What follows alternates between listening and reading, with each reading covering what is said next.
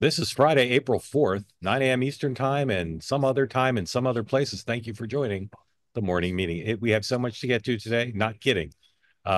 Just a bunch of stuff to show you, to talk about. Sean, Dan, and I will run you through the day and then talk about it and then ask for your questions. If you're here on the two-way platform, please raise your hand.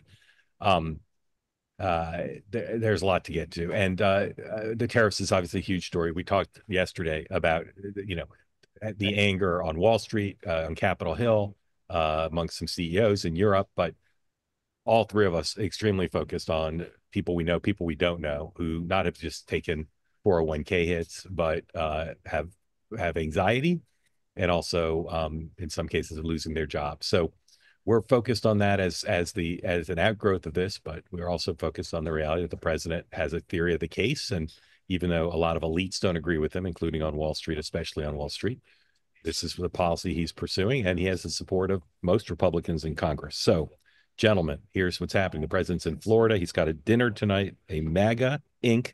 candlelight dinner. It's his only event.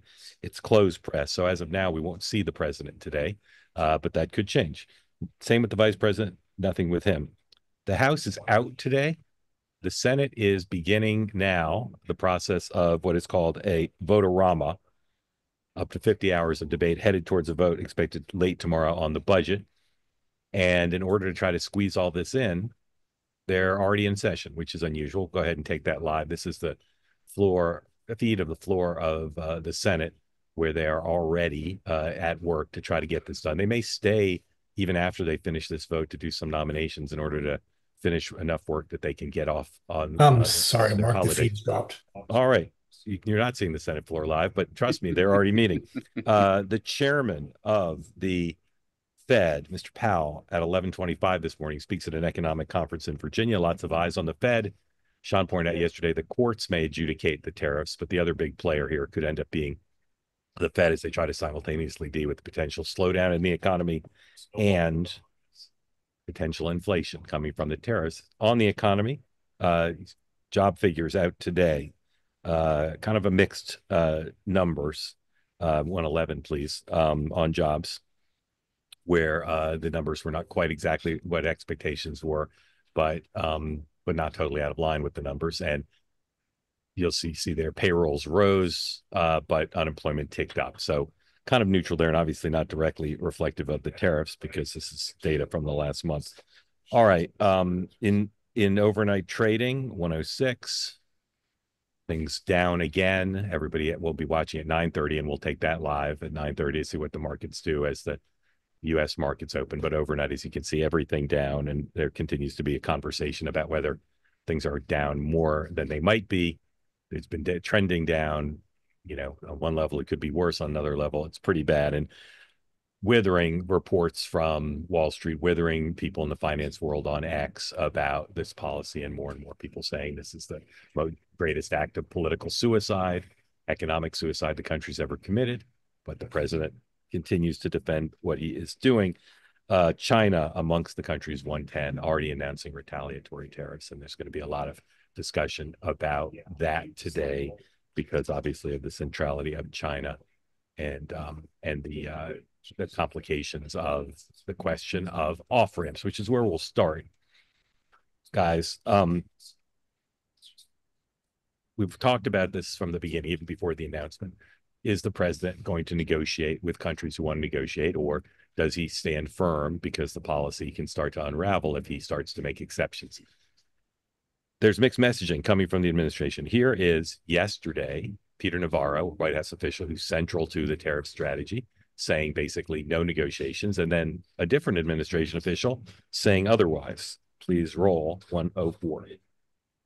How negotiable are these tariffs? What does it take for countries to actually negotiate the tariffs that were just announced yesterday? Let me make this very clear. This is not a negotiation. This is not that. This is a national emergency. Are you open to deals with these countries if they're calling you? Well, it depends. If somebody said that we're going to give you something that's so phenomenal, as long as they're giving us something that's good. For instance, with TikTok as an. So, Sean, is this lack of coordination, good cop, bad cop? Why we have the mixed messages between the president and some of his advisors? Secretary Lutnick said pretty much the same thing as Peter Navarro, no negotiation. Well, there's two things. One, China's in a separate category in the president's mind because he wants a deal on TikTok. So that and the deadline is Saturday. So that I kind of look as an outlier because that's a separate deal entirely. He wants to be able to take control of it, claim a deal on that. So um, regardless of what you think of that, that's kind of in his mind a separate deal. The problem, and I brought this up yesterday, and this is why, details matter, is that they've put themselves in a box because they've argued that the use of these tariffs was under the guise of the IEPA, the national emergency provisions. So you can't then negotiate. I mean, again, they chose not to go down the route of what in trade world are 301s, 232s, where you have a trade grievance. You lay out the, I mean, kind of like it's the trade legal, here's our list of grievances. Here's why, here's how we want to negotiate them. And here's what you need to do to fix them, right? That's in trade parlance, how you fix a grievance. They chose to use the national emergency provisions. The problem then is it puts you in a box because you have to then say, well, what's the emergency that we're seeking to solve? And therefore, you can't have a one-off with Britain and then Tanzania comes in or whatever. It just doesn't. So Navarro and Lutnick and these guys are, I think, trying to sing off the same song sheet now because you will be able to challenge it. The problem is, I think the president wants deals. He wants to be able to say these countries said this, this, and this. Where they've sort of, I think, made some mixed problems on this overall is if this had been straight up reciprocal, which is what the president said, you're at 10, we're going to go to 10, you go down to 0, we go down to 0. Got it. Easy peasy. Everybody gets that math. And I think most people would probably, for the most part, be there. But then they went and they put this floor in and they said, no matter what you do, we're going to stay at 10% because we want to bring in additional revenue to reduce the deficit. Well, if you know that like you're at 20 and the lowest you can get to 10, I mean, they've tied themselves, I think, into a pretzel because you saw Israel come out and say, great, we'll take our tariffs down. And they said, awesome, Israel, but we're going to still tariff you 10%. The UK will tariff you at 10%. And these guys are like, wait, so we do everything right and we still get stuck at 10 because you've got two competing interests. You've got the Navarros of the world who are saying, and maybe in the Jameson Greers, the U.S. trade rep, who are saying, let's use these things to get manufacturing, get market access. I'm all in support of that. But then you've got, I think, Lutnick selling him on, hey, by the way, we could be using this to raise some serious money that you could be saying you're paying off the debt. It's they're tying themselves really tight into what they want because it makes it now harder for a country to come to them to give them a deal because what's that final number that they can get to? If you can't get to 0, if you're the other country, then why would you negotiate? Dan. Yeah, they are in so many pretzels on so many levels on so many issues. It's somewhat comical, but also sad. I think this is style versus substance. Stylistically, they want to be tough, strong, and in control. When you're playing poker, you don't want to be blinking in front of your opponent across the table. But then there's the real world, the real lives of real people, and they want deals. And so I think they will, to Sean's point, he wants off ramps to show progress, but not put the U.S. economy on the brink, which is what he's done. So you talk about go ahead. We'll get to this later in what I'm looking for this weekend, but I will tell you that I think they need to put points on the board. They need to be able to say this country, this country, this country have lowered their tariff schedule because that's going to be important to show industry, lawmakers, and other partners that this is what we can do. And again, the devil's going to be in the detail on this, but I think that regardless of what I just said, I think they're going to want to do that. The president's going to want to say, I got 5 calls this weekend. Look who was at Mar-a-Lago. And this is what they did to bring down their tariff schedule to give the U.S. farmers and ranchers, et cetera, market access. You have reason to believe there'll be either CEOs or heads of government in Mar-a-Lago this weekend? I think CEOs. I don't know. I have not heard anything about heads of government. Okay. I wouldn't be surprised. Heard it here first. Maybe. So I had anticipated that either inflation or market crashes or heavy declines would be what might make the administration change or ramp up pressure from Congress. But the job losses, saw some announcements in Iowa yesterday, saw some announcement in Michigan. It seems to me the job losses are the opposite of putting points on the board. So Dan, is it possible that more announcements of major layoffs that companies attribute to the tariff uncertainty could be what the pressure point is for there to be some sort of change. I think it's both. I think job losses they are headline inducing. They dramatically impact communities on so many levels.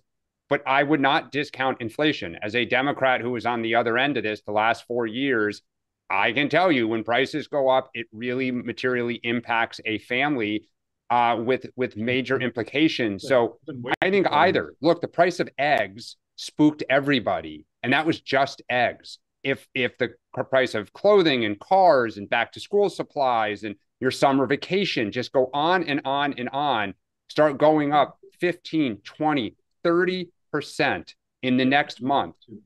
Either one of those two, I think, starts causing the ship to take on water, and people will start to break. Well, and that's exactly the point, right? So inflation, to me is I've said this over and over again. It's not a government statistic; it's a gut feeling, and so here's where the administration has some runway on this. If you go down the street, I mentioned this last week. Throughout Alexandria right now, a gallon of gas is between 280 and 295, 305 at the corner place that's trying to rip everyone off. But so like that's a discernible difference, right? So you fill up your car maybe once a week or whatever. So you see that supermarket eggs are down, a lot of those things and those are going to be tariff free because fresh fruits and a lot of those things are either American made or exempt, or in the case of some of the fruits that come in from Mexico, they fall under USMCA. So I say that because for a lot of Americans, for the next week or two, you're going to walk in a supermarket. Okay, not that bad. Clothing, again, and cars, stuff that's on the lot, stuff that's in the store, immediately it's not going to be impacted, right? But it's going to be 60 days when that next shipment to Target from the stuff from Vietnam or Malaysia suddenly gets whacked with the tariff. But it's going to take 60 or 30 or 60 days before you as a consumer, I think, really start seeing it. And the reason I say that is this is where putting points on the board is going to matter for the administration. If they can show it's working, I think they buy themselves some good time. That's precisely my point. They're not going to see the inflation for 30 or 60 days. The job losses have already started. And if companies keep laying people off, those are big headlines that members of Congress can't ignore. But don't discount that Target will start to say, because they have to tell their shareholders of any material movement in supply or anything, we are going to be raising our prices 30%. Nike. I mean, I buy your iPhone this weekend because that may be in very short order 40% more. Right. And they have to disclose it. I spent much of yesterday being called a dumbass because I spoke imprecisely. I don't think the president's putting on the tariffs as a spur to get reconciliation passed. I do believe, though, that in their strategizing, they've said this is a way to pressure Republicans in Congress to move because they have to put points on the board, and reconciliation would be a way to do that. The reporters in my life who I've met who are the most arrogant about their beat, where if you're not a beat reporter, they think you don't know anything, are sports writers and Capitol Hill reporters. I've never covered Capitol Hill full time. I think I know a little bit about it. Here's what the good team at Punchbowl News reports about the connection between tariffs and reconciliation. This is 107. The climate in Washington across the country, both politically and economically, is making it much more difficult for Republicans to pass a massive tax cut plan. Equity markets are getting rocked. Economists are already saying the recession is possible. It'd be difficult for Republicans to make the case that they should cut government spending. One almost wonders if the president should have waited on his tariff regime until after the reconciliation bill was passed. In other words, their analysis is the exact opposite of mine, that the tariffs are hurting the prospect of reconciliation. I say it's helping. Guys, I know I asked you about this yesterday. Do you agree more with me or Punchbowl News, Dan? The people at Punchbowl News are extremely good friends, so I love them and I love you. I don't know. And I almost rarely go down the middle on this. I see both sides. I think it's a question of if it's a little bit bad the next 30 days, then I agree with you, Mark. I think if this starts to accelerate, because as Sean, you say, they don't put points on the board and everything starts to feel like it's snowballing downhill, boy, you're asking everyone to stay together through the spring. That could get very, very bumpy. Sean, I don't even think this is, with all due respect, I don't think this is a no-brainer.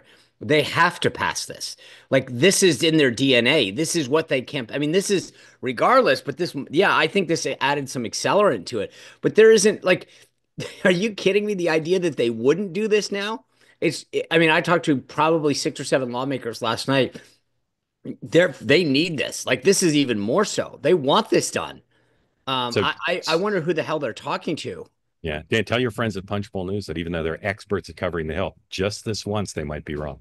They might. Okay. They might. Okay. So, two prominent Democrats raised their heads yesterday and weighed in on the Trump administration. First, Barack Obama. Please put up 109. Unfortunately, this is not on camera, but President Obama spoke at an event yesterday. Hamilton College. Hamilton College. And here's what he said. He said, talked about the administration is threatening law firms. Oops, disappeared. Wait for that to come back. Tore into the Trump administration on a number of fronts. I think people tend to think democracy, rule of law, and independent judiciary, freedom of the press, that's all abstract stuff because it's not affecting the price of eggs. Well, you know what? It's about to affect the price of eggs. I'm not really sure what that means. Anyway, he's back. Now, we're about to show you some video of Kamala Harris at an event yesterday. Some of you are going to be triggered by this, and that can be true whether you're Democrats or Republicans. What's on display here, I would say, is something that's going to make some people shake their heads. Some will love it. But I'm just warning you that if you're triggered by word salad or other aspects of the vice president that may not be her greatest strength, please mute your device. 108, please. We are seeing organizations stay quiet. We are seeing those who are capitulating to clearly unconstitutional threats. And these are the things that we are witnessing each day in these last few months in our country. And it understandably creates a great sense of fear. Because, there were many things that we knew would happen. Many things. I'm not here, so I told you so. Sean, if you were chair of the DNC and the vice president called you and said, former vice president called you and said, should she be out there? She'll do whatever you say, what you think's in the good of the party. Would you want her out there or not? I'd quote her to herself, "Don't come. Don't come." I'm one of those people that was so happy to see that clip. It was just a great reminder of all the reasons that she lost the election.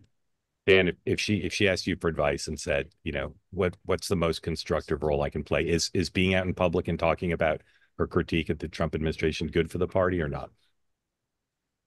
Yes, it is. If I were advising her, I'd say get a pair of balls and do it more.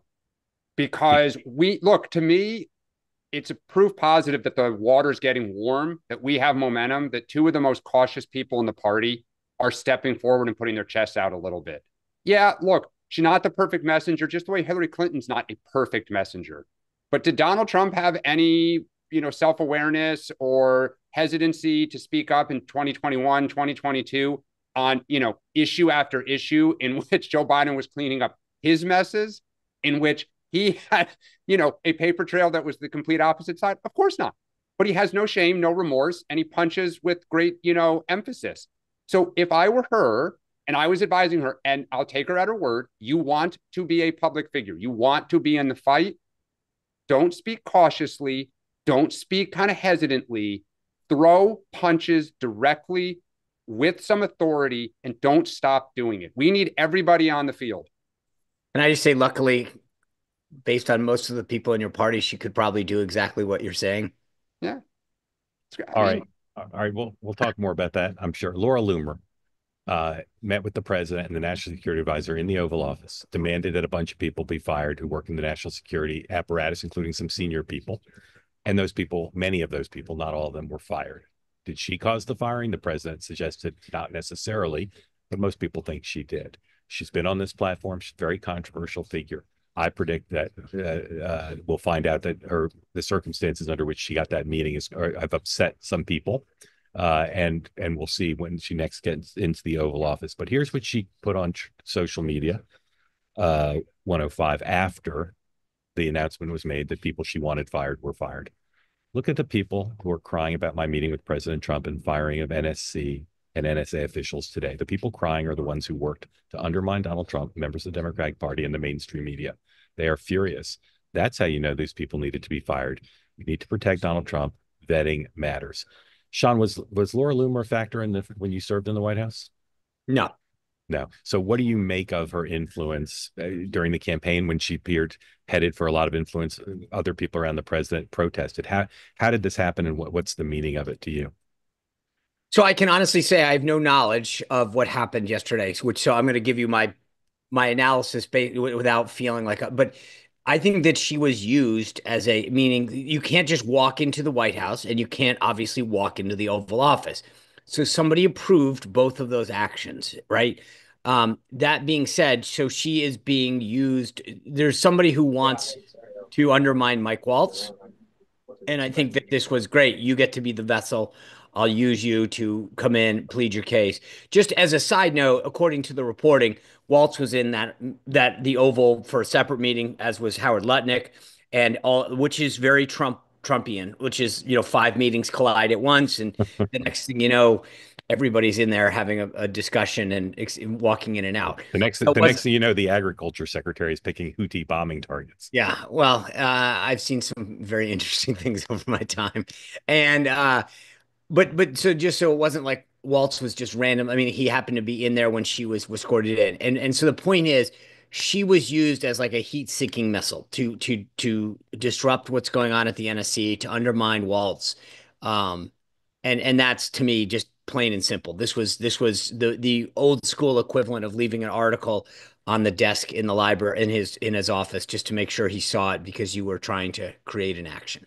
Dan, I often point out media double standards that work in favor of against the Republicans. If a Democrat equivalent of Laura Loomer went into the Biden or Obama Oval Office and demanded the firing of national security officials, it would be just a massive controversy. This is getting some coverage, as far as I'm concerned, not necessarily enough. What do you make of what happened and the meaning of it? It's just crazy does crazy. I mean, it's unbelievable. We're not talking about the agriculture department or the Department of Education, like senior staff. National security people, cyber security, which is one of the most at-risk parts of the infrastructure of the United States, and a right-wing provocateur just walked in. To my knowledge, Laura Loomer is neither a national security nor a cybersecurity expert. She is a grievance machine in the MAGA universe, entertainment, and she fired people. It's unbelievable. Yeah. Well, again, I would just say, just remember what the case was. It wasn't like Bob or Susie are bad at their job. It's that they are never Trumpers undermining the president's agenda. And I sort of, and I'm not taking away from it, I just sort of find to me, it was funny because one of the comments that when I was talking with somebody yesterday, I said, how the hell does she know who these people are? Right. I mean, this is why I go back to my analysis. She was sent in there as a heat-seeking missile to take people out intentionally. Right. Well, then if that is true, that is what they are, please put the proof forward. Yeah, I'd love to see it. Let me say something that's obvious, but I think needs to be said. These people were vetted and hired and thought to be the best possible people to take these important jobs. So she came in and she said they weren't vetted right, but they were vetted. And so it speaks, if the president's judgment is, you know what, these are the wrong people, that's 7, as far as I know, maybe 9 wrong people in senior jobs who turned out not to be the right people. That's not great. But Mark, so this is interesting because yesterday, not one of those folks, but somebody else that I know who allegedly was denied something. I sort of asked, I said, let me just, I can't remember, what could they have possibly done? And it was like, well, they didn't, but so-and-so that they're affiliated with. And I was like, so now it's, again, it's sort of an interesting, to your point about vetting. It's there's some of it's that legit, what have you done? What is your qualifications for this job? And then there's the rumor part of it, which is, I know that Halperin was in the room 2 years ago. He'd said this to so-and-so. And that doesn't come up on a vet, but that's sort of the anecdotal piece of the political part, which is, where are your alliances? And that's where I sort of am intrigued because in this administration right now, you've got some people, you think about some of the highest members of this cabinet who, within the last 5 years, have said some pretty horrible things about President Trump. Yeah, vice president. Well, not Elon five. Musk. Yeah. But right. We keep others going. who are alleged to have been in a room and didn't object when some, and I'm going, to me. But John, I'd say Sergio Gore, the head of personnel, we know from lots of reporting that they have vetted people for loyalty, right? Correct. But what I'm telling you is that's the difference is I look through and I don't see anything on Mark Halperin's social media and and there's nothing that you said. But then I find out, I come to you and I say, oh, Dan Turrentine says there was one time in a meeting.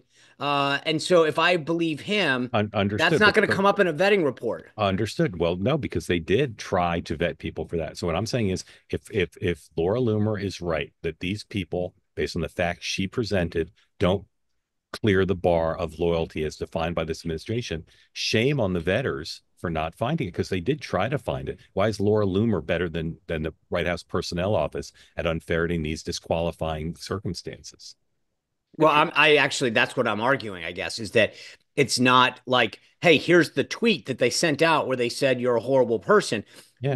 It's all anecdotal, which is, I heard 5 times this person. That's Right. never going to come up in a vet. Well, of course it could, because Laura Loomer could find it. Why is she better at finding things than they are?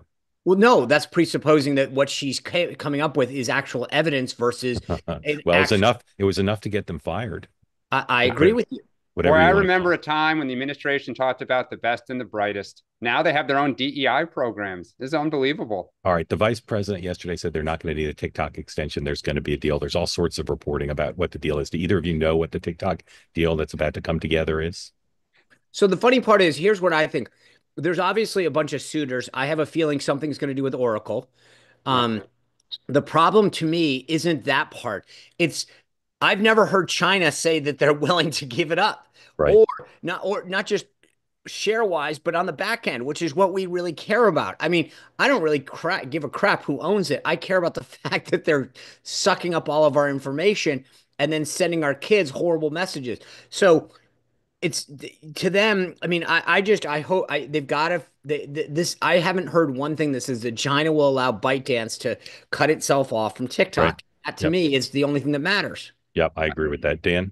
I can't believe we're going to trade away some economic security of working class people for TikTok. That's unbelievable. Here's what we're going to do. We're going to try to finish our last 2 topics really quick before 9:30, so we can take the market open at 9:30 and then go to folks' questions. So if you want in the conversation here on the platform, please raise your hand.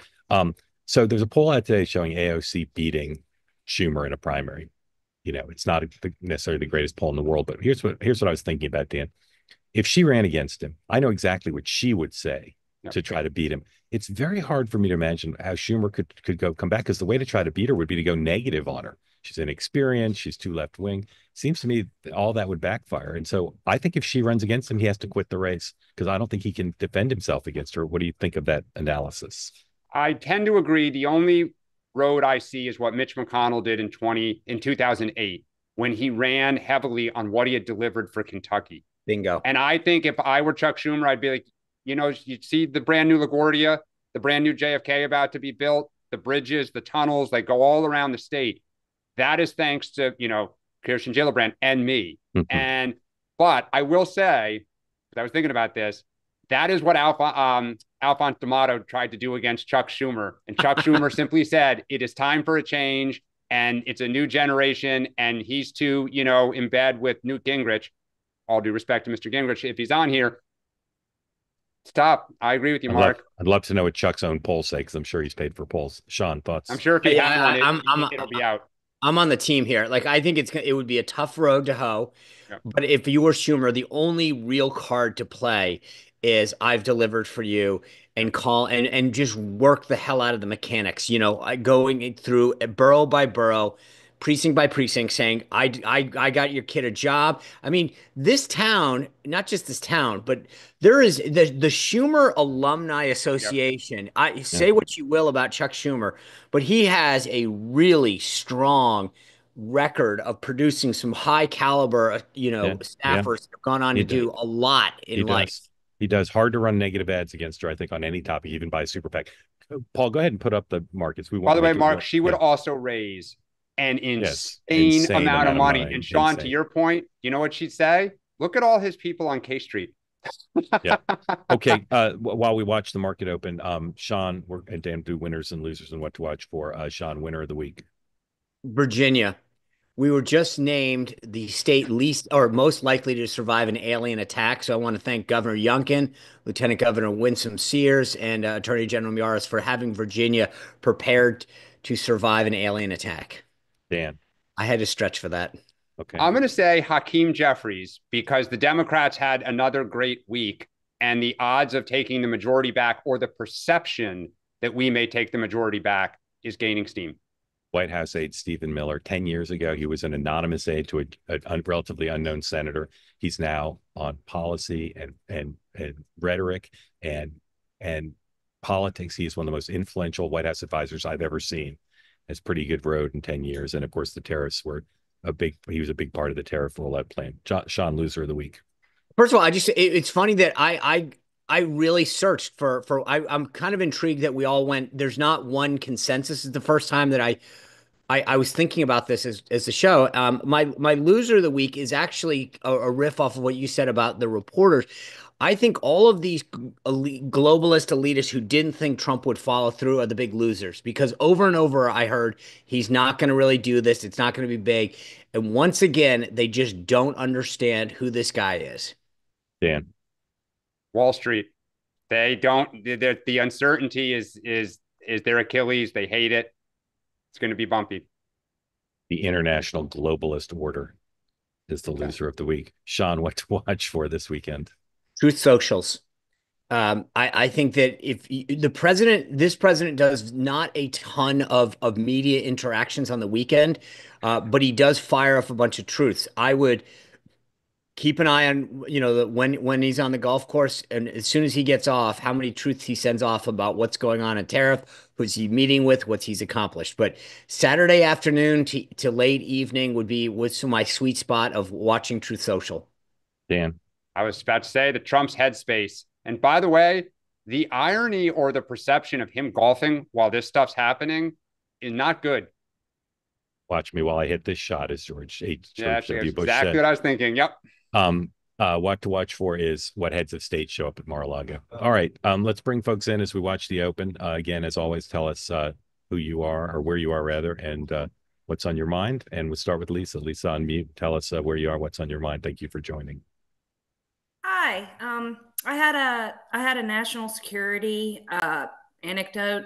When I graduated college in 1998, my first job was at a Department of Energy site. This is where back in the 50s, we made the uranium and plutonium that went into our nuclear weapons arsenal. So when I first got there, I was uncleared, and the area that I worked in required a security clearance. So all of the employees were given a badge, and I had to be escorted to my office. I had to be escorted to the bathroom, and everywhere I went, I was called a red badge. But my badge, the background of it was green, and everybody's badge, the background was green. So I asked one time, why am I called a red badge? And the way the badges used to be, depending on the security clearance you had, it was either blue, yellow, or red.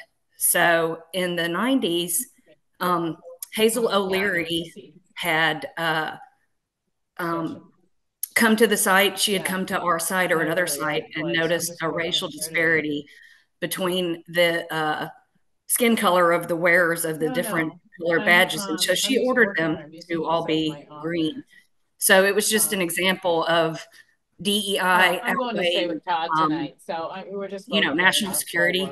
So I didn't know if y'all had heard a similar story. Oh, and when Bush was elected, Spencer Abraham, he brought back the multicolored security badges, because if you see a person with a red badge walking 100 yards away unescorted in a secured area, it's much easier to detect, hey, he's somewhere he's not supposed to be, versus everyone wearing the same colored badge.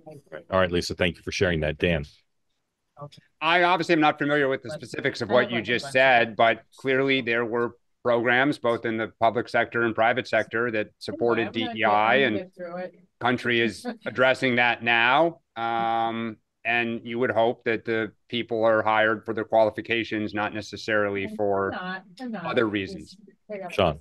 Yeah, I've never heard that before. I've spent a lot of time mostly, around DoD type stuff, and badges are okay. It's beautiful.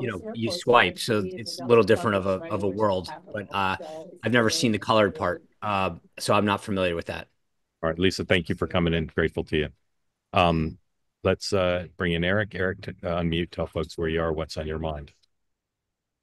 Thank you very much. I am beautiful upstate New York, longtime listener, first-time caller. Love what you guys are doing. I want to ask specifically about the reconciliation bill, and if you think it's actually possible that they could pull off no tax on tips, no tax on Social Security, plus increasing the rates or not extending the tax cut on the highest income levels, because that to me is such an interesting combination that I would think the GOP is effectively completing their transition to a true populist party. It could set them up well for 2026, and then also sort of transitions the Democrats to fully being the party of the moneyed elite, which I never thought I would see in my lifetime. Great question. And obviously it'll depend on how big the bag is of how much they can fit in there. But Sean, your thoughts on no tax on tips, no tax on Social Security, and not allowing the top rate to stay, to the lowering of the top rate of individuals to go back up? Yeah, I mean, look, we've talked about this before. This is all going to be sort of a little bit of a, I guess that, I've said this phrase a couple times today, but the devil's going to be in the detail. There's going to be a lot of trying to figure out how we can claim something. So when you do a tax credit, a lot of times there's always thresholds, when you qualify for it. So, you do the child tax credit and they say, well, you have to make less than 80,000 as an individual, 100,000 as a couple. And those are I'm not being precise on that. But the point is that, so you could say no tax on tips up to $5,000 in the following, way. I mean, so they're going to make it happen. And I think similarly on Social Security, you'll find a way where they make it so that they can say they did it.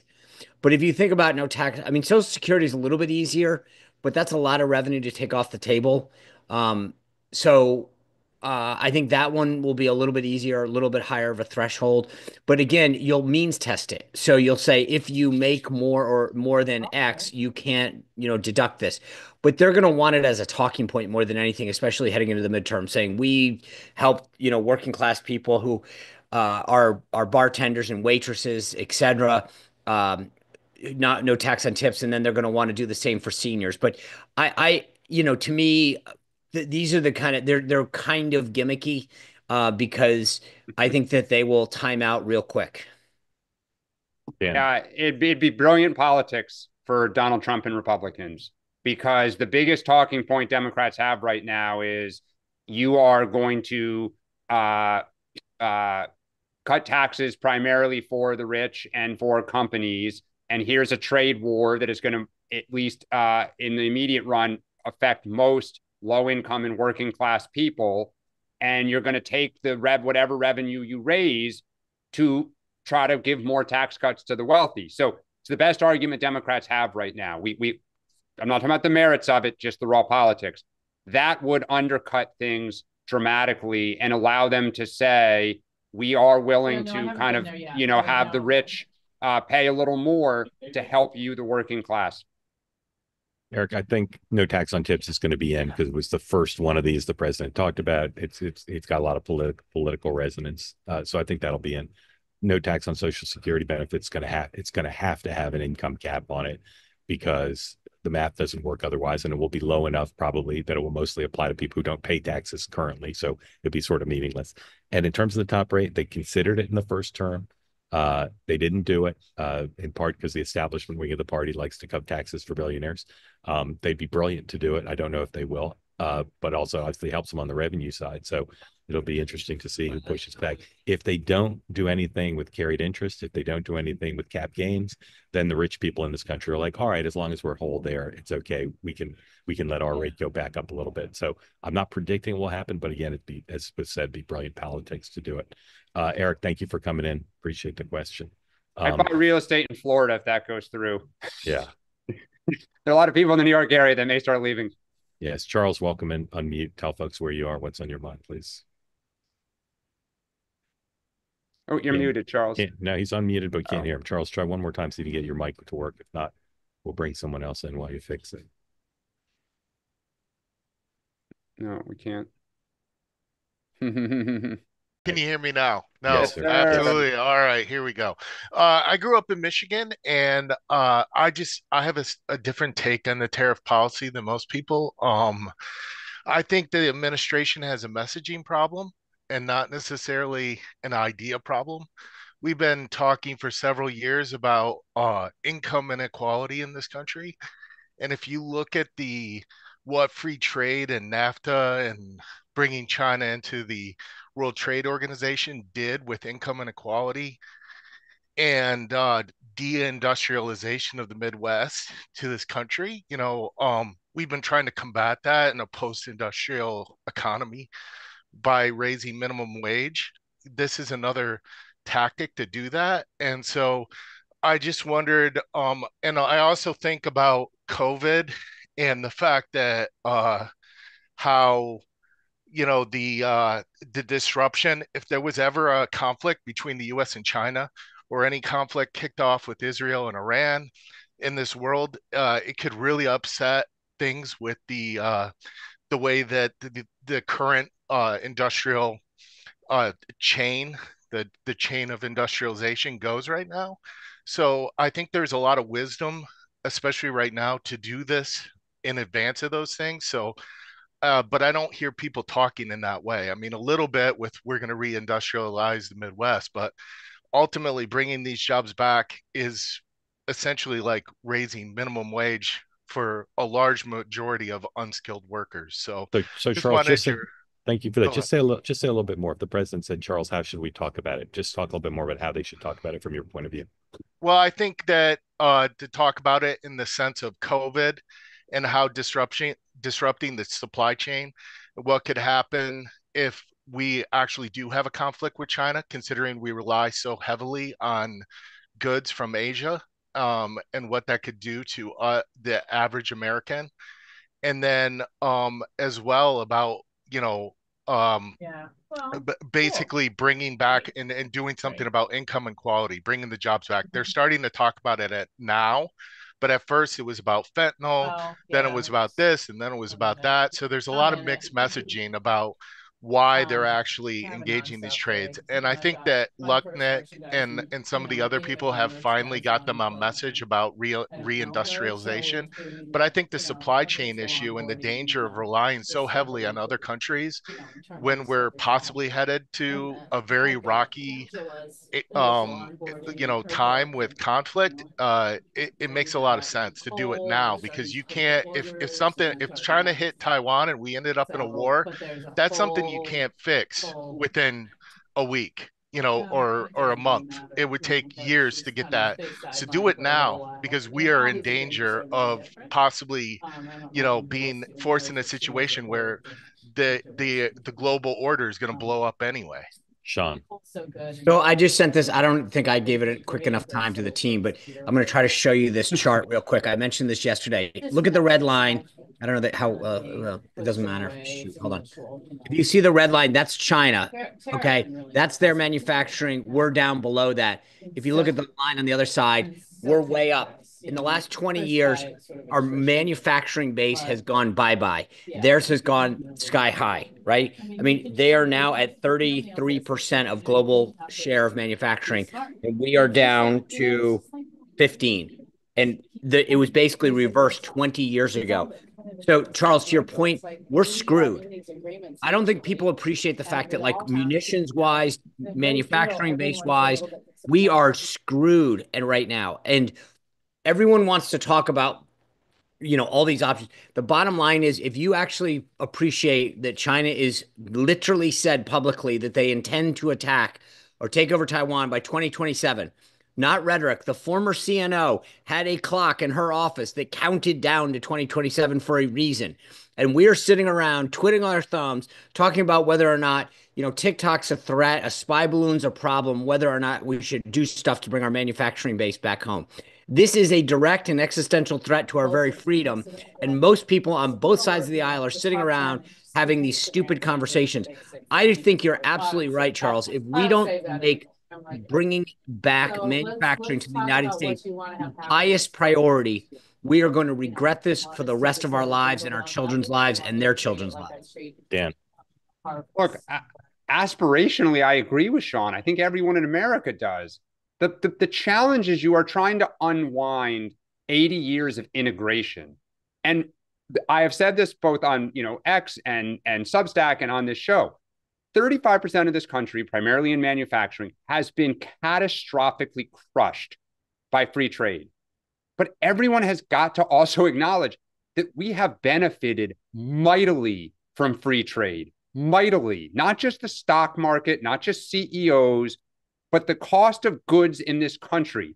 The fact that people go to Walmart and can buy a sweatshirt for $15 or $10, electronics, just go on and on and on, things that we acquire. It is the history of the world. Europe lost its industrial lead to the United States 250 years ago. Then it started leaving here. We should try to solve this problem, but it is not so simple as we're just going to bring it back. So we have to have this debate as a country about all the trade-offs. Sean, what do you think of the argument that's gotten a lot of currency in the last day that by setting up these barriers, we could see the Europeans turn to China as a trading partner, and that this is going to benefit China, at least in the short term? Actually, it's a great that's a great question. Dan was actually out with my guest last night. We talk about this tonight on my show. That's exactly, but it goes both ways. And this is the argument that I make is I actually think that Europe does end up doing that, because look at the difficulty in getting them to understand the concerns about Huawei. Huawei went around and basically told Europe, hey, we can do all this a heck of a lot cheaper. And Europe said, oh, cool, cheap. And no one cared about the long-term consequences of what they were getting in bed with. So I think that this is actually a real threat, because I think there's a lot of people, especially on my side, who think that Europe will resist China.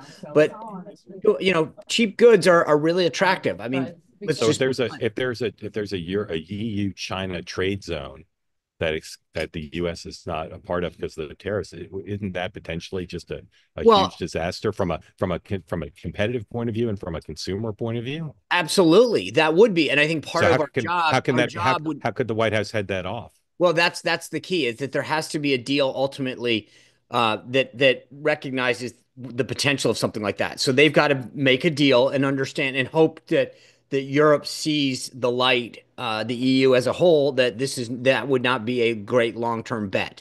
The same way that they bought into buying gas out of Russia that didn't turn out too well.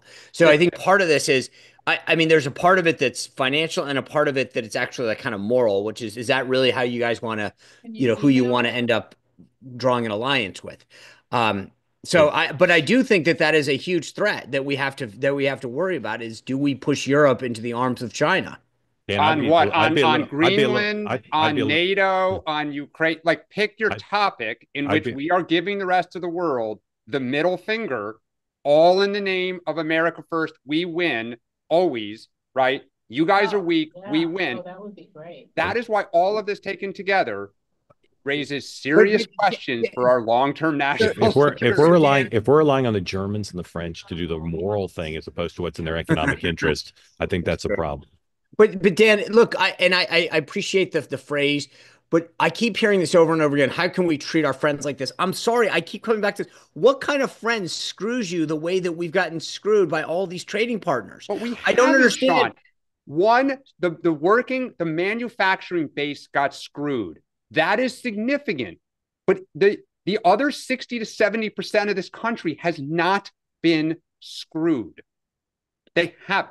Sean, how many German and French products do you see on the streets in the United States? No. I'm not. Again, I don't disagree that it's been like a huge. But there is. My point is, at some point, there is a degree of fairness. It's not being a bad friend to say, "Hey, India, you charge us on average 59%. Maybe that's not the nicest way to treat us."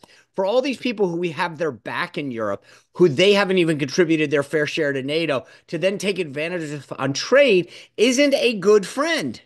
But Sean, it is not a just two country thing. Like, this is Mark's point. Fine, you guys want to give us the middle finger, we're just going to go deal with somebody else. Like, this is the challenge. It's not that black and white. I agreed, and it's not that black and white. It's China as a purely transactional cost either. They're getting something for that.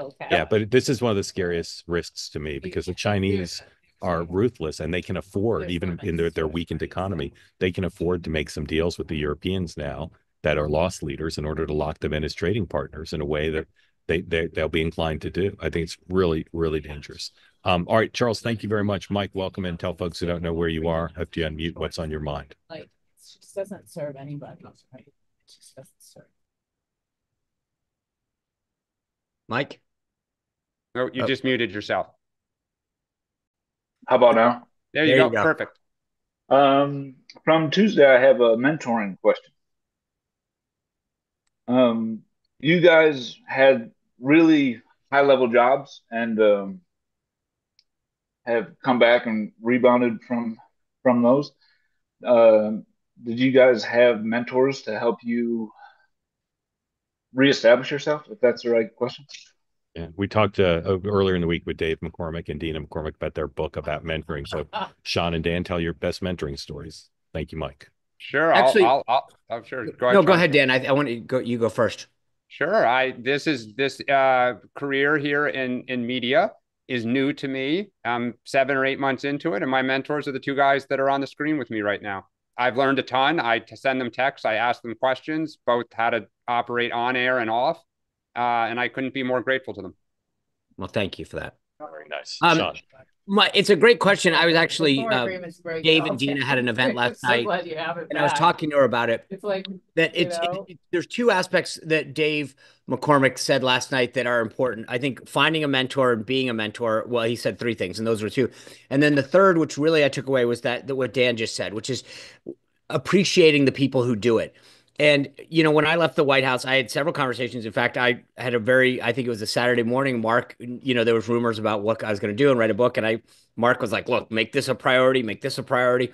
So I've talked to, I've had a lot of folks on everything from business to media stuff. So, yeah, I think that's something that, and that's why, to some degree, there's an element of appreciating. But I wouldn't even say one, because I was a staffer my whole life up until my time at the White House, and then I got out, had a lot of business opportunities, had a lot of media opportunities, and as each one opened up a new chapter in that, even just doing books.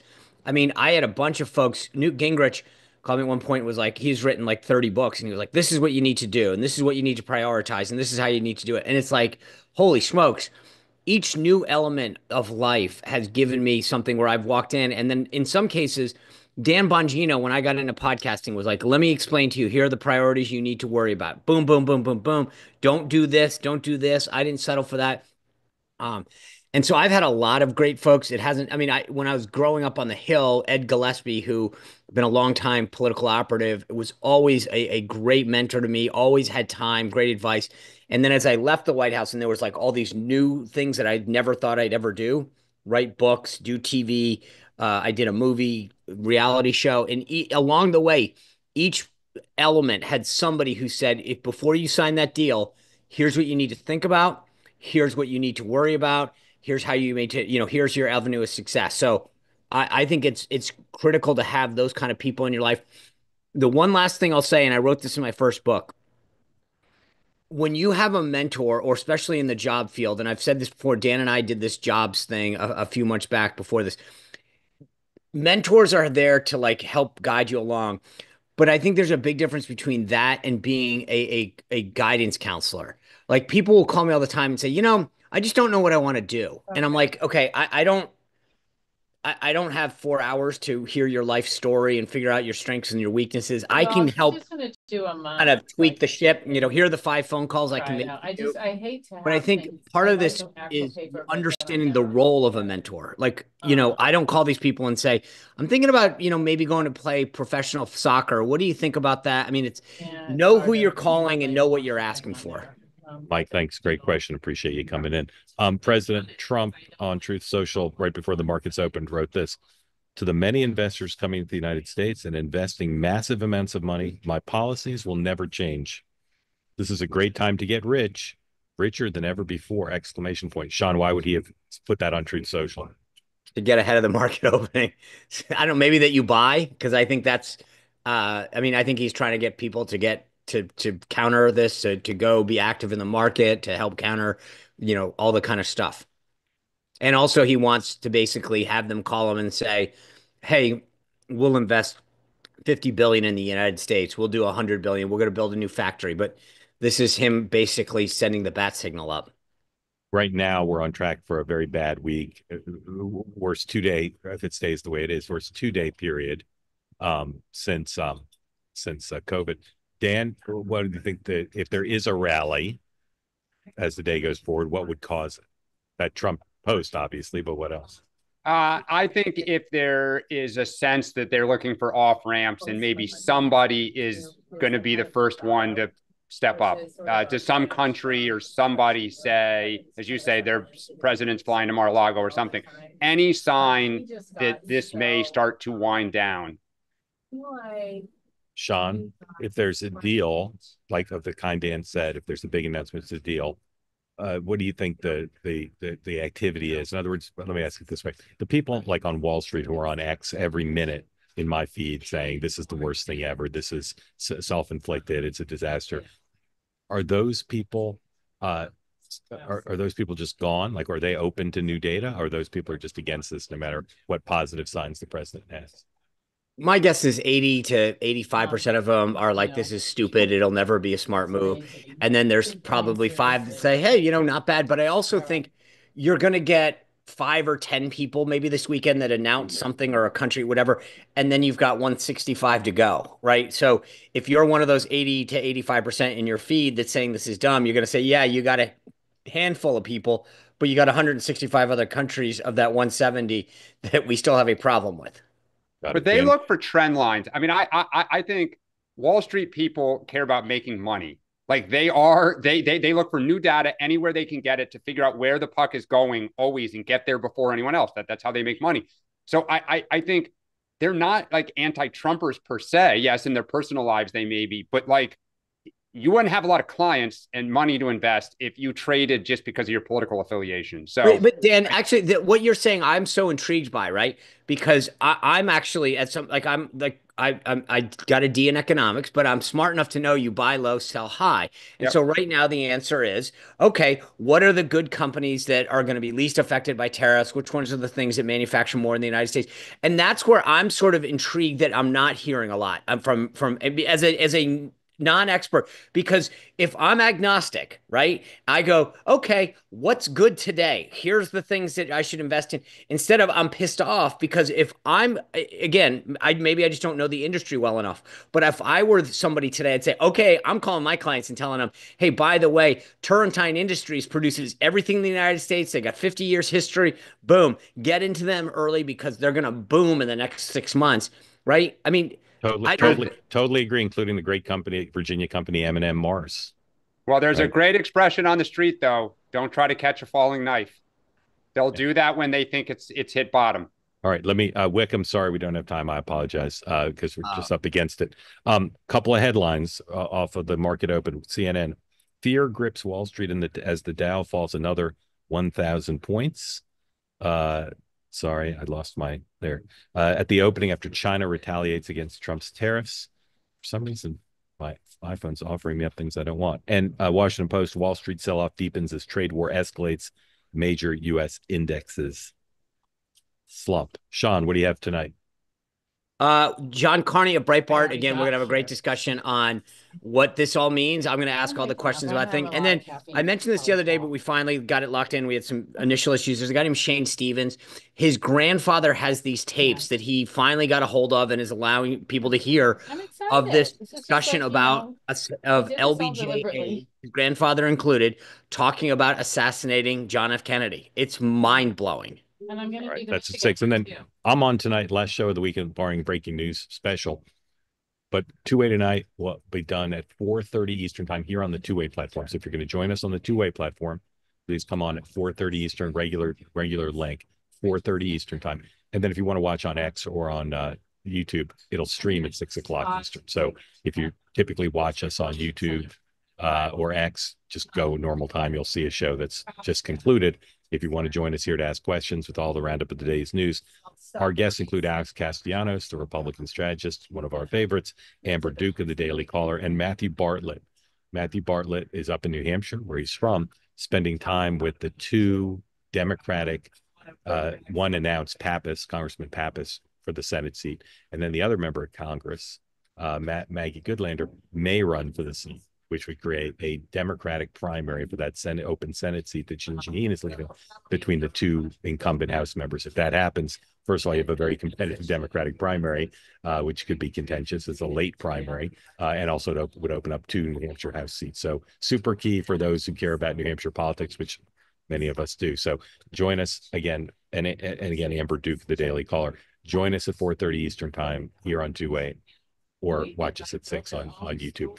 Thank you, guys. Thank everybody who asked questions. Great week as far as we were concerned. Very tough week for a lot of folks in the country, and very glad to be part of a community that can discuss it with peace, love, and understanding. Have a good day. I'll see you at 6. Sean will see you. I'll see you at 4:30 rather. Sean will see you at 6, and all three of us will be back Monday morning, 9 a.m. Eastern time. Have a great day. Great weekend.